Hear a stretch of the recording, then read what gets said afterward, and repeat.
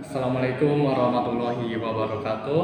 Perkenalkan, nama saya Muhammad Subadri, mahasiswa Universitas Primagraha semester 4. Nah, kali ini kita sudah kedatangan tamu dari jauh sekali, dari Cimanuk, betul sekali. Nah, jadi tujuan dari video ini kan yang viral sekarang itu yang bisa disebut dengan nama podcast gitu, betul. Jadi hari ini, sebelumnya saya memperkenalkan bahwa pengisi hari ini yaitu namanya Pak Teguh Rosayadi dari Cimanuk. Untuk nama perusahaan sendiri itu? Nama perusahaan bukan perusahaan sih, kalau perusahaan besar ya. Ya. Namanya Saung Depak. Saung Depak. Nah, itu bergerak di bidang perikanan. Hanya Perikanan. Nah, baik. Jadi gini Kak Rosadi, inti dari pembahasan ini tentang budaya. Nah, pasti dalam dunia usaha kita selalu menemukan orang-orang yang berbeda identitas diri. Bahkan seperti di Banten sendiri kan, ada beberapa suku dan budaya. Misalkan Sunda dan Jawa. Mungkin orang Jawa ke Sunda pasti beda karena mempunyai culture yang berbeda. Bahkan dari cara literasi ataupun bahasanya. Nah, dan dalam konteks entrepreneur di perikanan atau usaha di perikanan, sebelumnya Cimanuk itu dari segi geografis itu seperti apa?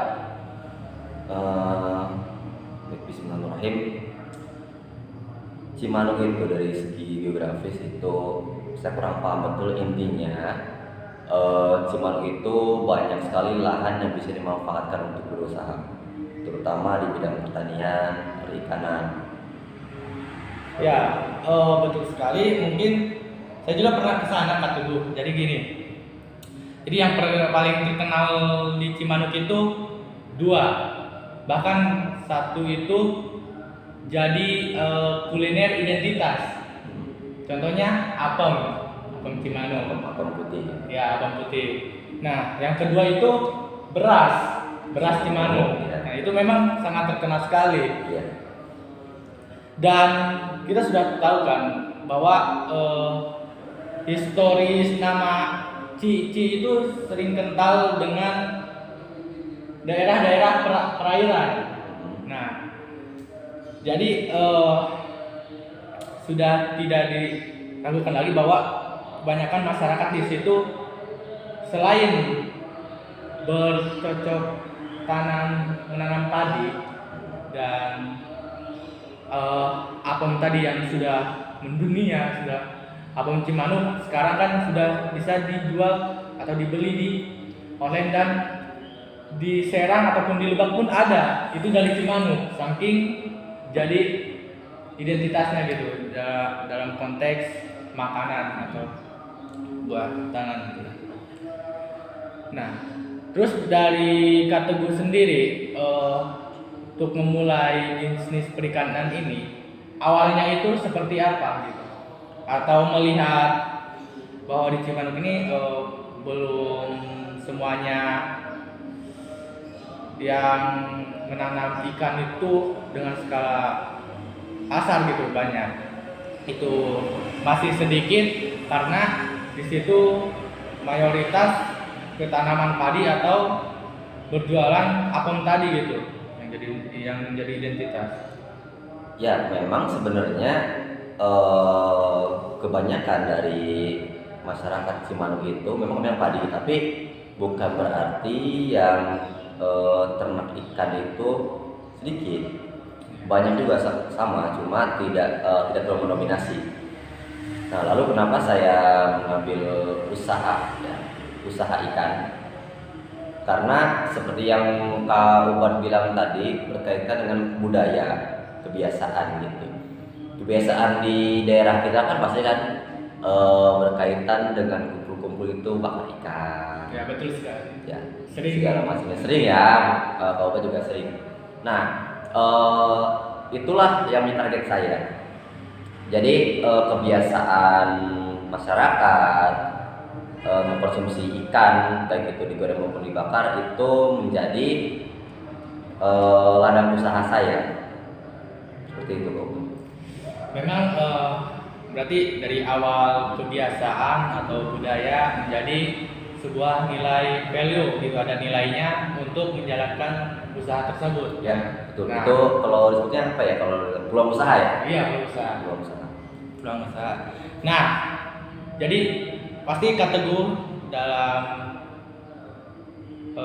menjalankan usaha ini awalnya itu seperti apa, dan masyarakat sekitar ada yang membantu nggak sih gitu dalam hal usaha trainer tersebut gitu? Apa sudah apa istilahnya itu hanya diri sendiri dan keluarga, atau ada masyarakat lain yang membantu gitu? Oke, berawalnya sebenarnya Kak Obat. Jujur saja, saya pribadi itu kurang suka dengan dunia usaha. Serius, saya bertekad tidak mau berusaha karena saya malas yang namanya jualan. Iya. Seperti itu. Apalagi suruh nunggu warung, Warung, pasar gitu. Saya mau kalau usaha gini, yang penting mah jual berapa gitu kan ya. Tapi lama kelamaan setelah kedua orang saya meninggal, saya berpikir kalau mengandalkan dari karyawan saja kayaknya nggak cukup. Ya, jadi saya berpikir kayaknya pemikiran saya agak salah ya. Kalau salah saya tuh gengsi kalau bilang salah, agak salah seperti itu. Makanya orang tua meninggalkan lahan lumayan luas untuk persawahan. Saya coba juga itu. Cobalah saya coba untuk berusaha coba sedikit lah gitu ya. Awalnya sedikit dan memang awal itu kalau saya baca sendiri dalam dunia trainer ya. Jadi trainer besar ataupun menengah dan kecil itu seringkali di awal itu ada faktor-faktor kegagalan, dan itu membuat kebanyakan masyarakat Indonesia, bukan hanya Indonesia dan mungkin ada sedikit luar negeri, itu tidak melanjutkan gitu. Kayaknya itu seperti agak budaya mental kita gitu. Itu sempat mau berhenti atau enggak gitu dalam awal merintis karir dunia perikanan tersebut gitu? Awal sempat berbeda seperti itu karena posisinya pertama kali saya mencoba usaha tersebut ya, saya mengambil ikan, saya bukan budidaya ya, saya hanya pembesaran saja. Saya beli benih ikan itu, benihnya itu kalau bahasa Sundanya sanggal ya, segede gini lah benihnya sanggal. Saya beli dalam harga 5.000 10 kilo. Itu seukuran 2 jari atau berapa? Sanggal Ya, itu 1 jari lah. 1 jari. Nah, saya beli 10 kilo itu anggaplah dalam 1 kilo itu ada 40 biji ya. Saya target 3 bulan harus sudah 1 kilo itu 10 biji ya. Kalau itu lumayan. Nah, kegagalan saya kemarin itu karena faktor cuaca. Jadi ketika bulan pertama mau kedua bulan itu posisi hujan lebat. Hujan lebat itu air meninggi kan, meluap. Setelah meluap, alhamdulillah tidak ada ikan yang hilang atau apa. Kalau ikannya mati wajar sih, kalau mati wajar karena mungkin karena penyakit atau apa seperti itu. Setelah itu besok harinya itu air surut. Saya lihat kenapa sampai surut, ternyata ada sawah yang jebol di yang sebelah sananya, di kampung sebelah. Otomatis ketika dia ingin membenarkan airnya harus dihentikan dulu. Itu berpengaruh pada perairan di kolam saya. Nah, kolamnya itu surut dan sulit untuk nyari air lagi karena itu akses jalan air satu-satunya masih ukuran kecil kawan. Jadi ya mau tidak mau saya harus jual. Ya, yang tadinya 10 kilo. 10 kilo ada. Baik, tadi bicara tentang penjualan pemasaran. Nah, pasti yang pertama terbenak di saya itu dalam dunia pemasaran itu saking banyaknya pesaing, gitu kan. Jadi orang-orang tidak melakukan usaha tersebut karena bingung terhadap pemasarannya. Terkecuali memang kita sudah punya orang atau para tengkulak dan bisa bisa dinegosiasi atau dibicarakan, dan jadi si tengkulak tersebut sudah menjadi milik pasar kita gitu, agar usaha kita terus mengalir dan tidak terhenti di penjualan. Dalam berjualan sendiri pasti tentunya memiliki atau bertemu dengan orang-orang yang berbeda maupun berbeda agama, budaya, karena di Banten sendiri bukan hanya orang Sunda, khususnya di Pandeglang dan Lebak gitu. Ada orang Jawa dan Betawi, karena kalau dari geografis Banten sendiri kan masuknya ke Pulau Jawa. Gitu. Di sini yang saya tanyakan untuk masalah penjualan ini, apakah dari penjualannya masyarakat bisa langsung datang langsung ke sana, atau dari luar daerah langsung ke sana? Apa ini khusus dijual kepada para tengkulak saja gitu? Dan kenapa alasannya kalau memilih kepada tengkulak saja gitu? Apa sih alasan kita teguh hanya menjual ke tengkulak tapi tidak menjual ke masyarakat umum?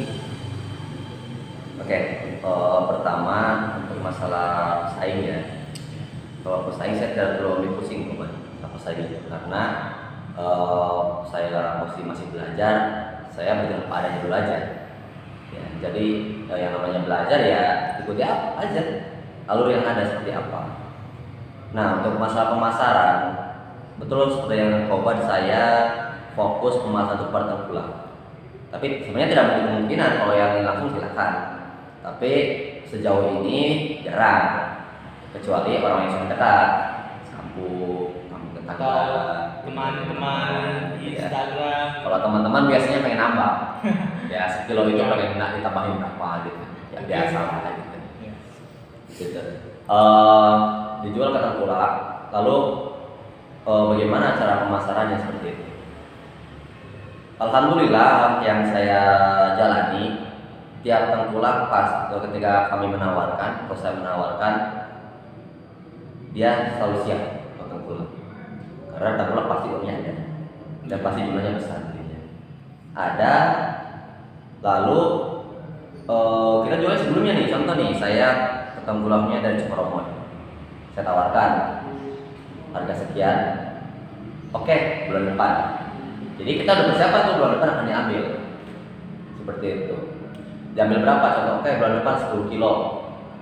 Tawarnya ketemu lain dong, yang lain di Cikolek contohnya, oke, 2 bulan lagi 10 kilo, seperti itu. Jadi kita tidak menjual, tidak ingin langsung. Jadi tawarkan sebelumnya, ini sudah mau panen nih, kayaknya bulan depan panen nih, kita tawarkan dulu. Jadi kita juga bisa mempersiapkan.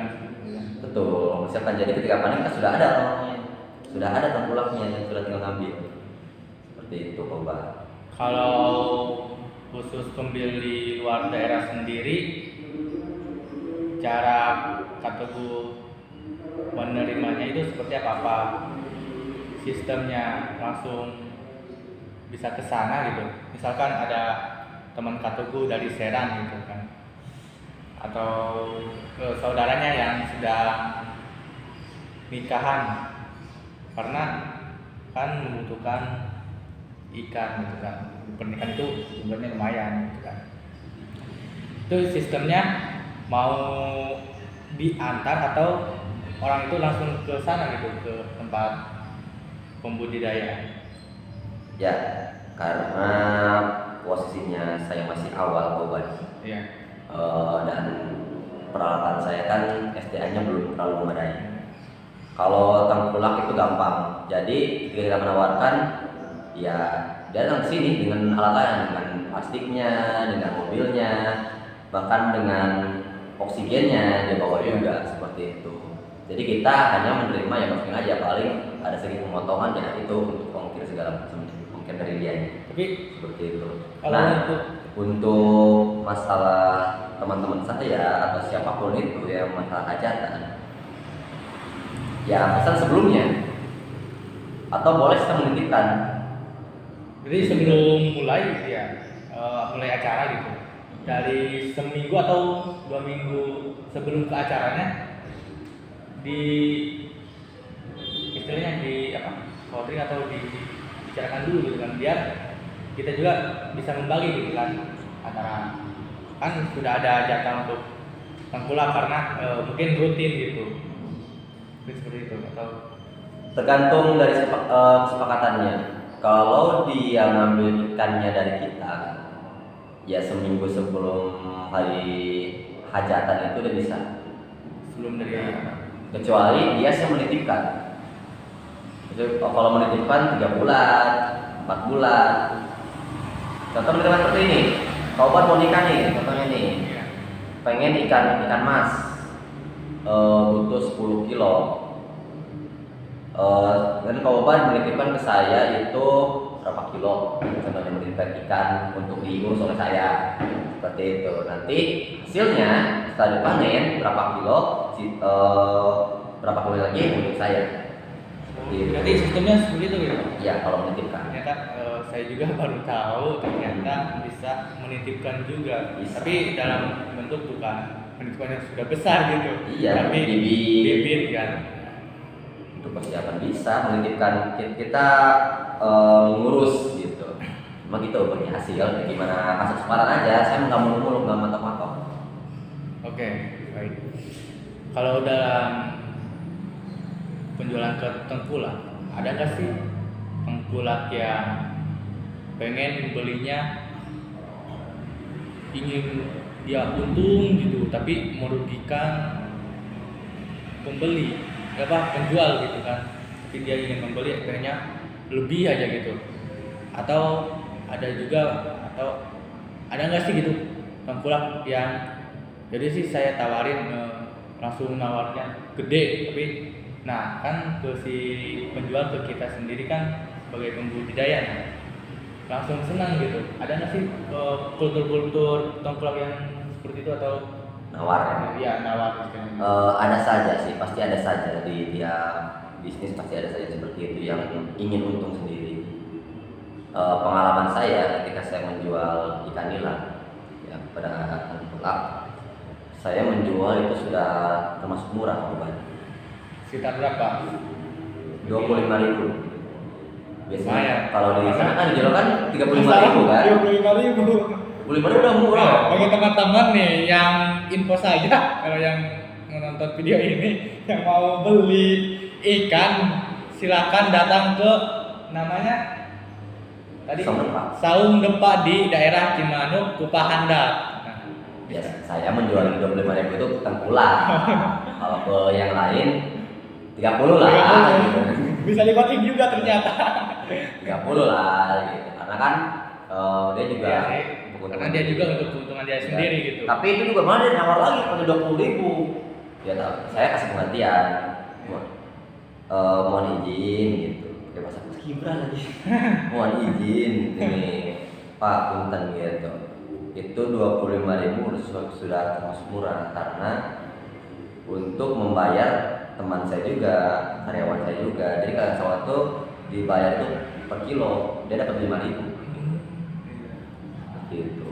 Dikasih pengertian seperti itu, alhamdulillah dia juga menerima karena juga untungnya lumayan juga, 10.000 juga untung loh. Gitu kita pulang. Iya, betul.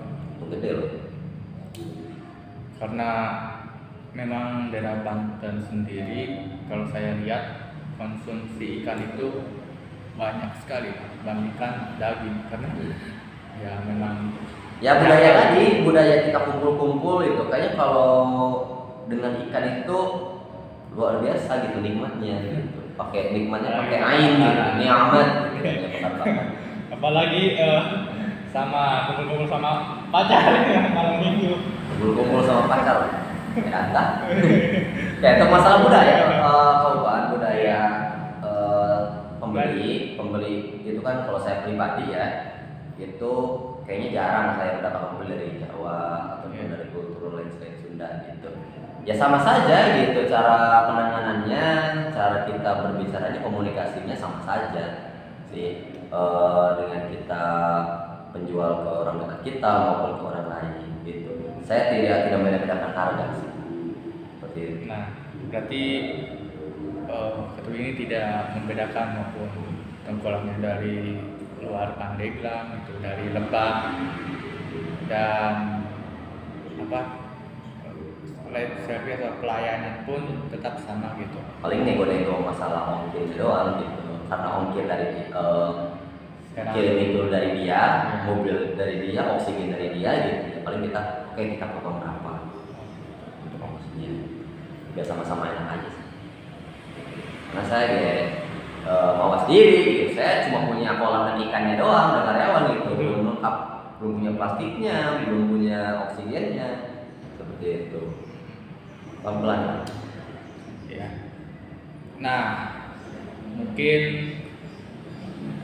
kalau berbisnis dengan tengkulak ataupun teman-teman lainnya yang beli, ada nggak sih tengkulak yang dia pengen order tapi omongannya hanya fiktif gitu, tidak membeli. maksudnya gimana tuh maksudnya? Jadi saya gitu sebagai tengkulak, tapi lewat komunikasi lewat sosial media gitu kan. Kita pengen nih gitu ikan segini gitu, tapi dia pengen alat atau bawaannya itu dari kita, terus dia tidak istilahnya orderan fiktif gitu. Ya, saya pribadi sekali lagi nggak ambil pusing gitu, karena ketika komunikasi awal pun saya sudah memberitahu kepada tengkulak ataupun pembeli gitu, bahwa saya hanya menjual, tidak bisa mengantarkan, tidak bisa mengantarkan karena ya peraturan kami belum lengkap seperti itu. Kalau kalian mau silakan sih, seperti itu. Agak jelek juga sistem seperti itu, cuma ya apa daya Melihat itu juga kan keadaan. Tapi sebelumnya usaha ini udah berapa bulan sih itu tuh? Usaha untuk perikanan budidaya ikan di ikan ini. Saya mulai itu bulan Oktober tahun kemarin. Jadi sekarang sudah 5 bulan atau 4 bulan lebih ya. Ya, ini sudah panen 3 lagi. Tapi saya sebelumnya masih kecil, masih belinya itu yang sanggal itu 20 kilo, 10 kilo, 20 kilo. Karena memang keterbatasan lahan. Jadi memang lahan luas. Tapi saya bagi-bagi. Untuk apa? Posisinya kan saya kan tidak hanya di sawah saja kan. Masih juga saya berdirikan itu di sawah ya. Kenapa di sawah? Ketika saya nggak punya pakan dia jadi sendiri. Mandiri. Ya. Karena minimalisir biaya pakan juga kan. Nah, seperti itu. Nah di sawah besar itu ada berapa meter ya? 18 kali 12 meter. Itu si kolam itu saya bagi lagi, dibagi 6. Saya bagi 6. Jadi yang 2 itu untuk saya. Berarti sisanya itu ada 4 lagi ya. 4 itu untuk teman-teman saya. Jadi teman-teman saya yang tidak punya lahan untuk perikan atau tidak pengen ikan, pengen bisa budidaya ikan, silakan pakai punya saya. Gimana sistem pembagiannya itu terserah mereka, mampunya segimana. Yang penting posisi saya ketika saya nggak ada, mereka bisa menjaga. Seperti itu. Jadi saya nggak khawatir takut ada yang ngambil ataupun sebenarnya atau enggak karena kita sama-sama saling memiliki. Dia memiliki, saya jelaskan saya yang punyanya. Ketika saya nggak ada, mereka saling menjaga. Gitu pun sebaliknya mereka nggak ada, saya yang menjaga. Tapi kan dalam konteks teman yang bisa menjaga dan merawat pasti tentunya tidak jauh dari tempat dan lahan tersebut kan. Betul. Berarti teman-teman yang ada di kampung gitu. Iya, saya memaafkan teman-teman, apalagi kan tahulah saat ini kan banyak karyawan-karyawan yang di Tangerang, teman-teman saya di Tangerang banyak. Iya. Di PHK atau apa ya, saya memanfaatkan mumpung pada kumpul nih. Iya. Yuk kita budidaya yuk gitu, daripada cuma diam di rumah atau kumpul-kumpul nggak jelas, kita sambil belajar. Gitu. Memang ya namanya ikan kan salah satu pokok makanan kan, ada yang namanya kalau bahasa Sunda itu sandang pangan papan. Saya itu belajar itu dari Satu lagi, SMP. sandang, pangan, papan, colokan casar. Colokan dasar. Karena begitu kan, harus seperti gaya kalau kita nggak ada casar dan colokan. Iya betul. Nah, di masyarakat sendiri gimana sih tanggapan masyarakat adanya budidaya tersebut, atau mereka juga merasa terbantu atau gimana gitu? Kalau masyarakat Tanggapan masyarakat jelas, sendiri gitu. alhamdulillah merespon dengan baik. Apalagi kan saya pribadi kan juga merangkul para pemuda Iya. yang ada di kampung saya. Kebetulan ketua Karang Taruna juga. Ketua. Bukan Pak. Siapa? Siapa? Saya merangkul pemuda juga, jadi mungkin orang tua dari pemuda tersebut juga biar betul daripada dia di rumah karena belum ada kerja, mending budidaya ikan gitu, banyak belajar seperti itu. Responnya baik dan kita harus aja tuh ya ngerti. Nah, tadi kan banyak respon baik dari masyarakat. Mungkin ini pertanyaan yang terakhir, nanti ada satu atau dua lagi lah. Jadi kita sebagai pembudidaya, memposisikan sebagai pembudidaya kan, pasti cara berjualan ke sahabat, teman dan masyarakat sekitar dan orang luar itu pasti berbeda. Pasti pengen yang namanya sahabat atau teman itu pengennya banyak ataupun harganya dikurangi dari harga yang luar biasa kan, dari 35.000 pengennya ya udah 20.000 aja gitu. Terus untuk acara-acara yang seperti peringatan hari besar ataupun nikahan masyarakat sendiri, kategori itu dalam segi harga gitu kan, berbicara tentang segi harga itu dinegosiasi langsung, mendapatkan kesepakatan hasil dari negosiasi itu, atau dari harga tengkulak, menerapkan harga tengkulak gitu, atau dari harga pasaran-pasaran umum gitu untuk masyarakat sendiri ini khususnya gitu. Ya kalau pertama kali ngobrol ya pasti saya buka harga normal dulu lah, jelas saya biasa menjual segini gitu kan, dia paling langsung respon gimana kalau harganya dikurangi sekian. Nah saya lihat lagi keuntungan untuk saya seperti apa, tidak hanya untuk masalah finansial saya secara langsung. Kalau saya pribadi yang penting teman saya yang membantu saya tidak rugi, kalau saya gampang lah gitu. Tapi bukan berarti pengen rugi juga gitu. Tapi kan Ya kita lihat ya tuh keuntungan buat saya gimana nih orang ini. Ya kerabat saya atau teman saya atau masyarakat sekitar saya untuk apa? Negosiasi. Kalau hasil untuk hajatan yang namanya kampung ya udahlah kasih harga miring apa, dan biasanya seperti tambah juga tuh. Beli 10 kilo, oke saya kasih 1 kilo atau 2 kilo gitu. 2 kilo lagi saya kasih gitu untuk amal saya gitu, ketika itu membantu dia saja lah gitu kan, membantu rekan-rekan saya, membantu masyarakat juga, supaya apa? Supaya ketika saya nikah saya juga dibantu gitu Kak Ubat. Jadi kan enak. Saya mau Kita saling membantu. Kalau di kamu harus gitu. memang kalau kan di kampung itu kebersamaan itu harus tetap dijaga. Iya. Karena kita meninggal aja kalau bukan masyarakat yang Gotong. gotong ya Siapa siapa? yang gotong? Masa jasa dia sudah meninggal. Ya, kita lihat lagi manfaatnya untuk kita apa. Ketika kita tadi kan kau kan masyarakat sekitar, Iya. teman-teman, Teman-teman. ya pasti orang-orang yang dekat dengan saya seperti itu. Ya itu amal lah gitu, amal dan supaya saya juga ingin dibantu gitu ketika saya ada kesulitan. Adapun mau atau tidak terserah, yang penting saya sudah membantu. Gitu. Tapi kalau dalam kondisi normal pembeli itu tunggu istrinya ada pembeli luar atau pembeli yang di daerah sendiri dalam soal harga apa dalam berbicaranya sama saja tidak membeda-bedakan gitu kalau soal harga atau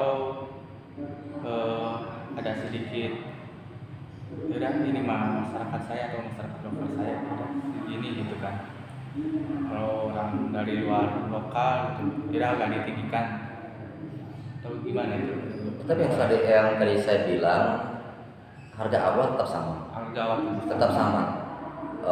Kalau di akhir ya gimana nanti gitu. Pokoknya saya inginnya awal itu masuknya enak, akhirnya ya husnul khotimah seperti itu. Saya bilang kayak gitu. oh jadi sebab harga awal itu tetap kita ajukan gitu tapi untuk finalnya itu dari hasil negosiasi antara pembeli dan penjual. Ya pasti dia yang ngomong juga masalah jarak, ongkos kirim, mobil segala macam gitu ya. Kita negosiasikan aja. Enaknya kayak gimana? Kita enak juga enak seperti apa. Oke, baik. Jadi mungkin terima kasih Pak Teguh Ya, sama-sama. sudah menyempatkan diri untuk diwawancara yang di podcast karena ini kerabat saya sendiri ataupun teman saya lumayan jauh lah temannya tidak apa ya istilahnya kalau podcast yang sudah terkenal kan mengundang narasumber itu harus dibayar atau apalah mungkin saya memohon maaf gitu kan merepotkan dan meminta waktunya gitu kan. Ya, nanti kalau mau ikut ambil aja. siap nanti gimana kalau untuk takut teman-teman saya itu pengen ke sana mereka bisa aksesnya dari jalan mana? Kalau kan saya kan kebanyakan dari Serang gitu akses untuk ke sana itu lewat mana? Apa tetap jalan umum gitu kan? Beberapa orang terutama Banten pasti tahu nama Cikoromoy. Iya betul tahu pasti Ya, Cikoromoy. arah Cikoromoy aja lewat jalurnya jalur Mandalawangi. Nanti ada Cibaru di situ. Nah, mungkin itu saja. Terima kasih Kak Teguh sudah menyempatkan Sama. ya. Karena mungkin apa juga sudah panas dan kita akhiri podcast kali ini dengan mengucapkan Alhamdulillahirobbilalamin. Ihdinas siratal mustaqim wabillahi taufiq wal hidayah. Wassalamualaikum warahmatullahi wabarakatuh. Waalaikumsalam. Sip, Kak Teguh.